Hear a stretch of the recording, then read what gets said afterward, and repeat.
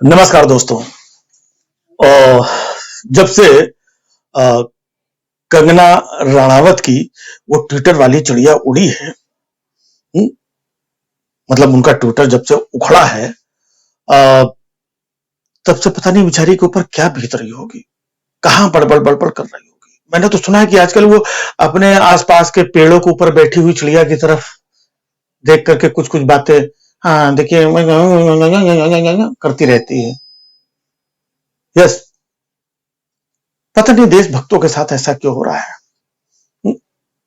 दूसरे हमारे महान देशभक्त अर्णब गोस्वामी, जब से उनका चैट चैट जो रिलीज हुआ ना, व्हाट्सएप वाला है, तब से छिपा डरा कहीं घुसा बैठा हुआ है। बीच में वो बंगाल चुनाव में थोड़ा सा प्रकट हुआ था, लेकिन बंगाल चुनाव में क्या हाल हुआ, तो फिर उनको बोला कि निकल लो अभी। फिर अंदर जाकर के कहीं बैठा हुआ कि जब तक ये व्हाट्सएप चैट वैट वाला मामला एकदम पुराना नहीं पड़ जाता है, ठंडा नहीं पड़ जाता है, तब तक एकदम छिप के रहो। एकदम दबा छिपा बैठा हुआ, कहीं दिख रहा है? कैसे चिल्लाता था, कहां हूं सलमान। आजकल कोई उससे पीछे, कहां छिपा है अर्नब, किधर हो अर्नब, बाहर निकलो, क्यों बैठा है। आजकल तो उससे पूछने वाला है, गायब है। ऐसे ही मतलब देखिए, यहां पर फिल्मों की शूटिंग नहीं चल रही है और थिएटर भी बंद है, तो हमारे देशभक्त अक्षय कुमार भी कहीं नहीं दिख रहे हैं, अजय देवगन भी नहीं दिख रहे हैं, और वो सुनील शेट्टी, उन्होंने भी लास्ट टाइम देश भावना से ओत-प्रोत होकर के एक ट्वीट किया था, वो जो सबने किया था वही उन्होंने भी किया था, वो भी नहीं दिख रहे। मतलब ये सब गायब है। इस वक्त देश में सिर्फ दो ही लोग छाए हुए हैं, एक है काली दाढ़ी वाले बाबा और दूसरे हैं सफेद दाढ़ी वाले बाबा। सिर्फ दो ही बाबा नजर आते हैं, आप कभी भी टीवी खोल के देख लो, दो में से एक बाबा जरूर आपको टीवी में दिखाई पड़ेंगे। और बाय द वे, अगर दोनों बाबा एक साथ टीवी पे आपको नजर आ जाएं, तो आप कंफ्यूज हो जाओगे, काली दाढ़ी वाले बाबा, सफेद दाढ़ी वाले बाबा, आपको ऐसा लगेगा जैसे ब्लैक एंड व्हाइट टीवी देख रहे हैं। खैर, इन दोनों बाबाओं में थोड़ा थोड़ा फर्क है। एक बाबा है रोने वाले बाबा, एक बाबा है हंसने वाले बाबा। हंसते किसी के बाप में हिम्मत नहीं है कि मुझे अरेस्ट कर सके। किसी के बाप में हिम्मत नहीं है कि मुझे अरेस्ट कर सके। हंसते रहते हैं।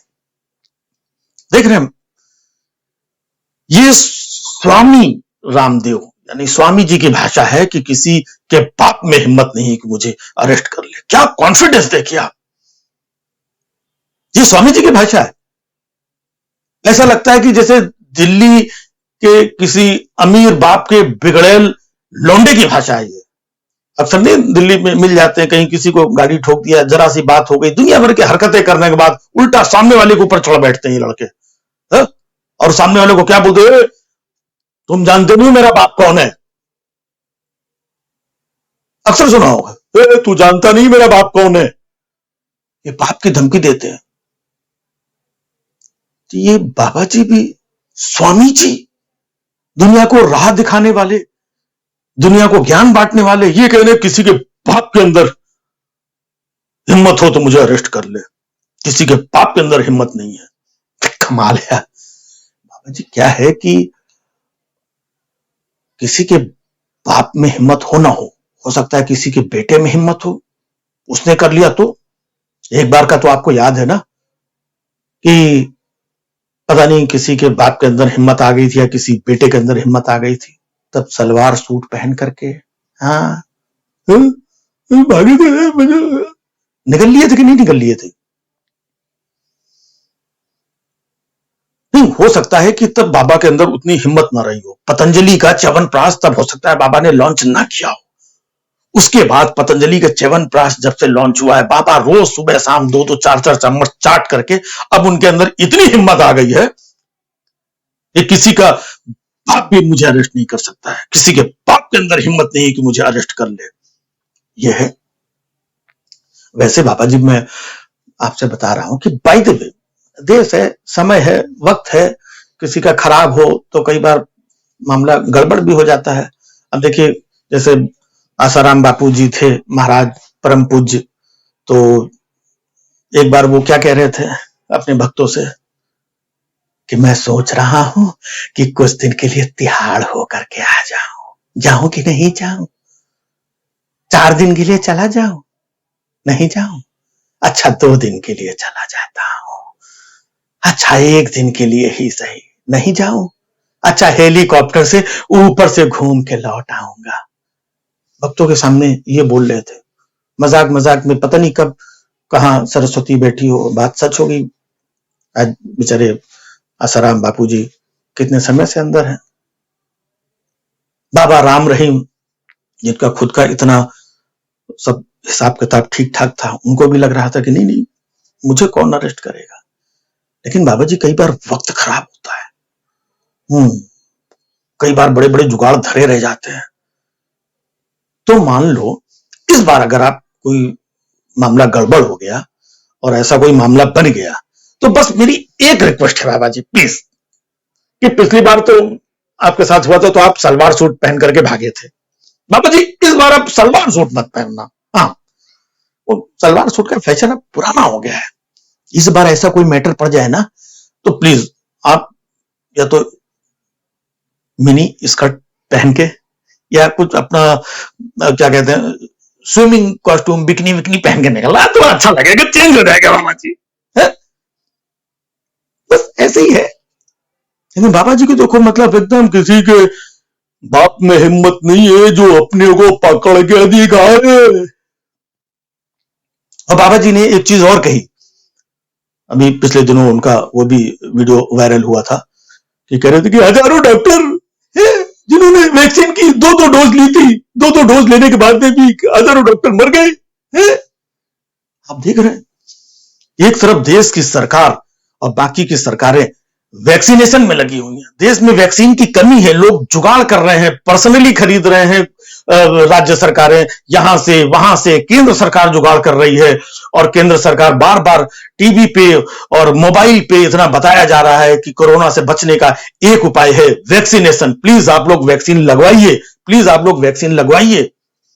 लेकिन बाबा ने बोल दिया कि वैक्सीन की दोनों डोज लेने के बाद में भी डॉक्टर्स मर गए। अब गांव घर के बेचारे जो लोग हैं, वो तो सब एकदम डरे हुए हैं, वो वैक्सीन लेने को तैयार नहीं हो रहे।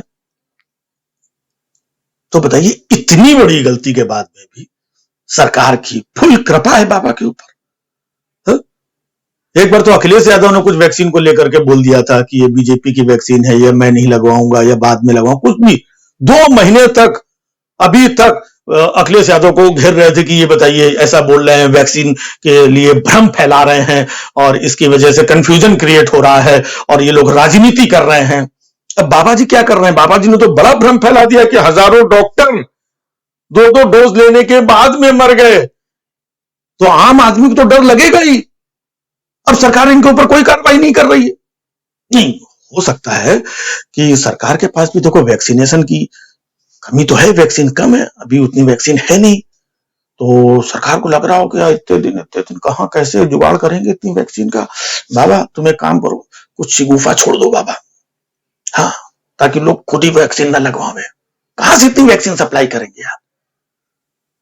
या तो फिर ये मामला होगा, और अगर ये नहीं है तो बाबा ने जो बोला है तो बाबा के ऊपर कार्रवाई बनती है, क्योंकि बाबा कोई मामूली व्यक्ति नहीं, पूरे देश में बाबा का प्रभाव है। हर राज्यों में, हर जिलों में, गांवों में बाबा का प्रभाव है। बाबा ने अगर ऐसा बोल दिया तो सोचिए कि लोगों पर कितना बड़ा प्रभाव पड़ेगा। अभी वो जो डॉक्टर्स वाला मैटर हुआ था, उन्होंने जो भी एलोपैथी का ये सब बोला था, तो हमारे स्वास्थ्य मंत्री डॉक्टर हर्षवर्धन ने उनको बोला कि नहीं आप अपना जो बयान वापस लो, माफी लो। और बाबा रामदेव जी ने एक लेटर और बयान और माफी डॉक्टर हर्षवर्धन को थमा दिया, हो गई माफी। देख रहे हैं, ये तो बिल्कुल वैसे ही है कि जब बच्चे नीचे कहीं झगड़ा करते हैं, पास में कोई कंप्लेन करने आता है कि आपके बच्चे ने, देखिए ये मेरे बच्चे को मारा और ये किया आपके बच्चे ने शैतानी, तो अक्सर गार्जियन क्या करते हैं, अच्छा बेटा छोड़ो, इतना मारूंगा तुम्हें, गो इनसाइड, दोबारा दिखाई मत पड़ना। ठीक है भाई साहब, मैंने अपने बच्चे को डांट दिया है ना, हाँ, नेक्स्ट टाइम से नहीं करेगा। ठीक है ओके बेटा। अब वो निकल गया।